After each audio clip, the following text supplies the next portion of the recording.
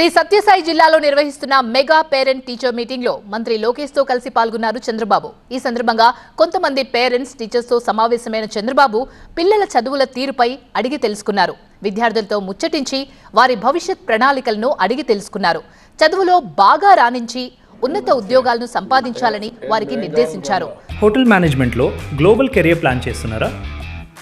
అంతర్జాతీయ చదువు foreign job chance కోసం ఇండియా నంబర్ 1 హోటల్ స్కూల్ IIHMలో జాయిన్ అవ్వండి. విద్యార్థుల ప్రోగ్రెస్ కార్డులు పరిశీలించిన సీఎం మార్కులపై ఆరా తీశారు. తల్లిదండ్రులతో మాట్లాడి పాఠశాలలు ఎలా ఉందని అడిగి తెలుసుకున్నారు సీఎం చంద్రబాబు.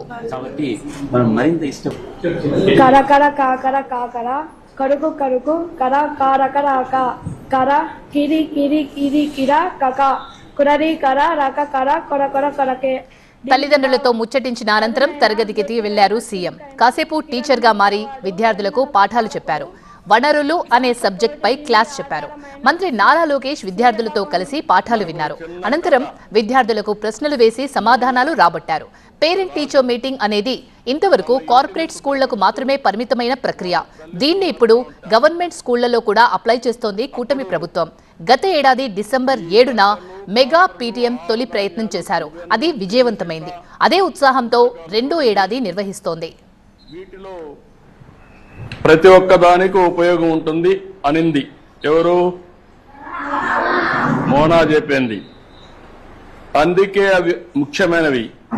ఇవి అన్ని కూడా వనరులు అని ఎవరు చెప్పారు? అది అయిన తర్వాత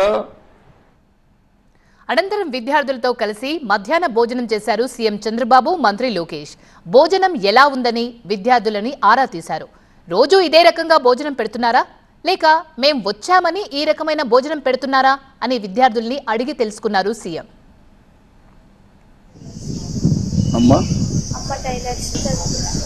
ఎందుకంటే ఇది సమయం నీకు చదువుకొని పైకి రావాలి. ఏమాత్రం సంపాదిస్తారు?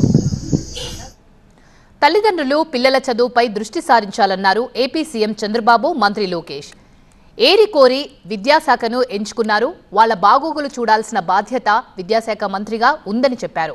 మరోవైపు ప్రభుత్వ పాఠశాలలు ప్రైవేట్ స్కూళ్లతో పోటీ పడేలా ఎదగాలన్నారు. వైసీపీ పాలనలో విద్యా వ్యవస్థను అస్తవ్యస్తం చేశారని ఆరోపించారు. నేను విద్యాశాఖే తీసుకుంటా.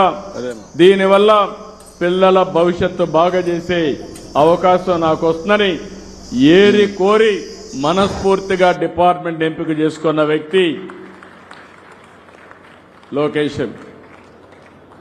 ఎందుకంటే నేను కూడా అనుకున్నాను, డిఫికల్ట్ డిపార్ట్మెంట్, అనునిత్యం పనులుంటాయి.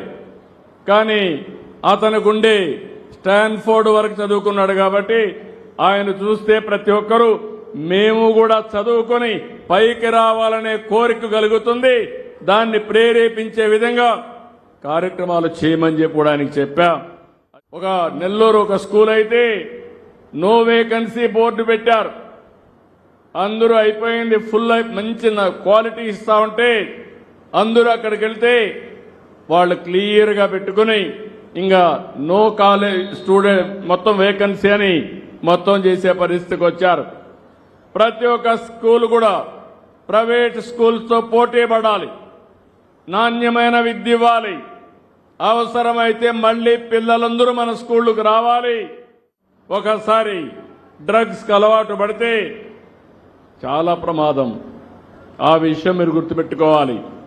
నేను ఒకటే హామీ ఇస్తున్నా, ఎవడైనా సరే డ్రగ్స్ అమ్మినా, గంజాయి పండించినా, గంజాయి అమ్మినా అదే చివరి రోజు మీకు గుర్తుపెట్టుకోమని హెచ్చరిస్తున్నా. మా పిల్లల భవిష్యత్తు ఆడుకోవద్దండి. గడిచిన ప్రభుత్వం 5 సంవత్సరాల్లో ఒక్క టీచర్ని నియమించకుండా విద్యా సంస్కరణలు తెచ్చామన్నారు. టీచర్లు లేకుండా విద్యా సంస్కరణలు ఏముంటాయని నాకైతే అర్థం కాలేదు. రెండవది, సమయం అంతా వేస్ట్ చేశారు. ఇంగ్లీష్ మీడియం పెట్టామన్నారు. మీరు ఇంగ్లీష్ మీడియం పెట్టడం ఏంటి? ఎప్పటి నుంచో ఉంది. అలాంటిది లేనిపోని సమస్యలు తీసుకొచ్చారు.